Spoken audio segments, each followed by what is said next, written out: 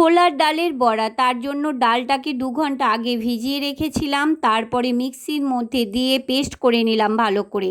তার মধ্যেও কিছু মশলা অ্যাড করলাম, লঙ্কা গুঁড়ো, নুন, হলুদ, চিনি আর বেসন আর কিছুটা ভাজা মশলা, যেটা আমি বাড়িতে সমস্ত কিছুই ভাজার সময় দিয়ে থাকি।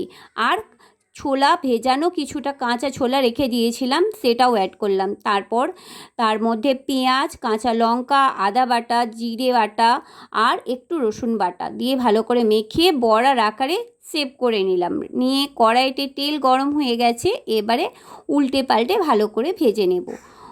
আর ভাজা মশলাটার মধ্যে ছিল, যেটা আমি বাড়িতে করে রাখি, যেমন জিরে, শুকনো লঙ্কা, ধনে আর একটু গরম মশলা ভালো করে কাঠখোলায় ভেজে পেস্ট করে রেখেছিলাম, সেটা আমি একটু বড়ার মধ্যে অ্যাড করেছি। তাতে বড়ার স্বাদটা আরও অনেক অংশে বাড়িয়ে দেবে।